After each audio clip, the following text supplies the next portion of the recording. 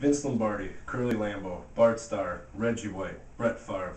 I bet you've heard these names before, haven't you? But do you know the history of the greatest, most historic, and successful franchise in the NFL?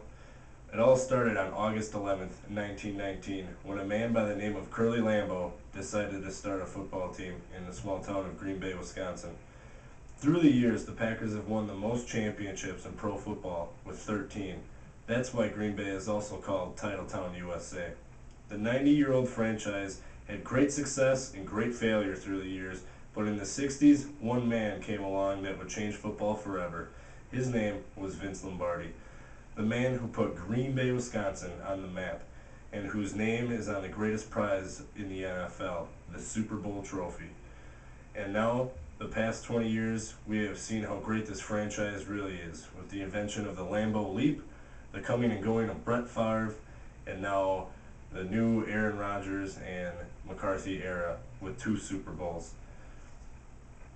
We will explore the birth of the Green Bay Packers, and next we will understand the Lombardi era and how it changed football forever. We will take a look at the accomplishments of the Packers have made in the last 20 years. The birth and beginning of the Green Bay Packers. Curly Lambeau started the Green Bay Packers. The Green Bay Packers were founded on August 11th, 1919. Curly got the money for uniforms and equipment from his current employer from the Indian Packaging Company on the condition that the team be named after the company. Therefore, the Acme Packers were born. Today, the Packers is still the oldest team name being used in the NFL.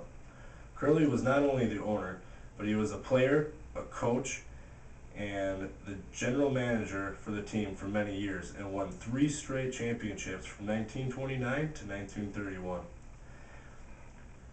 The Packers are the only publicly owned company with a board of directors in American professional sports. This is the reason why the team has never been moved out of the small city of Green Bay, Wisconsin. In the 50s, the Packers held stock sales to help raise money to support the team because it was going under.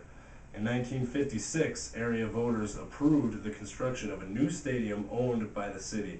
It was called City Stadium. But after the death of Curly Lambeau in 1965, the stadium was renamed Lambeau Field on September 11th, 1965. The Lombardi era, 1959 to 1967.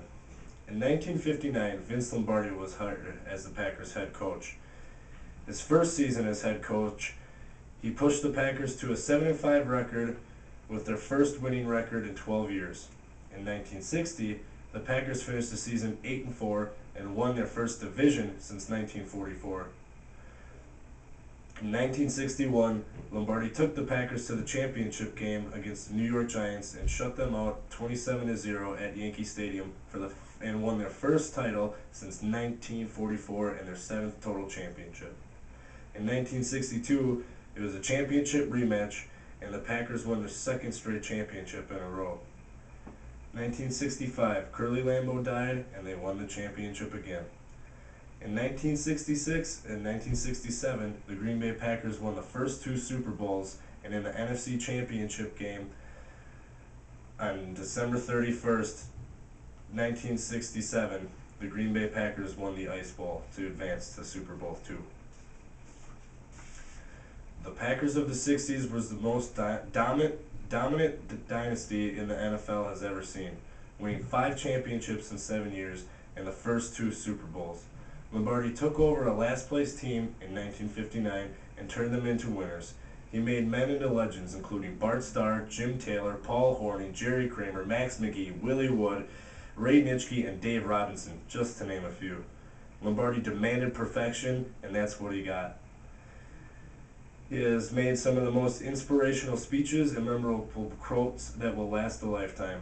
The greatest coach in NFL is remembered by having his name engraved on every single championship trophy, and they named it the Vince Lombardi Trophy, which is the greatest prize an NFL team can get.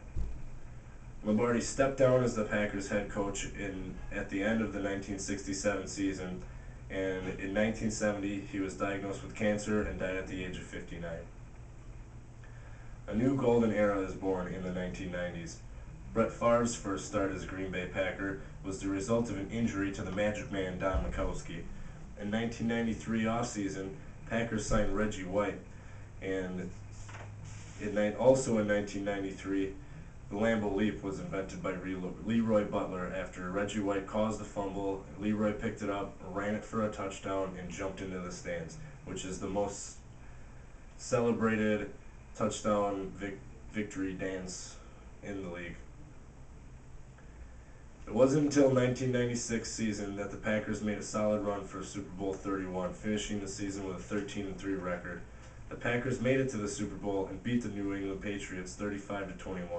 The Lombardi Trophy was finally coming back home to Titletown. The new millennium. Brett Favre led the Packers to the NFC Championship game in 2007 at Lambeau Field in negative 30-degree weathers. They called it the Ice Bowl too, and lost the game by throwing an interception in overtime. This would be his last game as a Green Bay Packer. In the 2008 offseason, Brett Favre finally retired. In 2005, Mike McCarthy was hired as head coach, and the Packers also drafted Aaron Rodgers. In 2008, Aaron Rodgers became the starting quarterback for the Green Bay Packers. In 2010, Aaron Rodgers and Mike McCarthy led the Packers to Super Bowl 45 in Dallas, Texas, beating the Steelers 31-25 for the 13th NFL championship. Although some teams have won more games than the Packers, you can now clearly see that one man's dream of starting a football team in a small town has grown into the greatest, most storied franchise in pro football history. 13 world championships, the greatest coach that ever lived, a team that is built on hard work and dedication, and a small town with the craziest fans ever is what makes the Green Bay Packers the greatest NFL franchise of all time.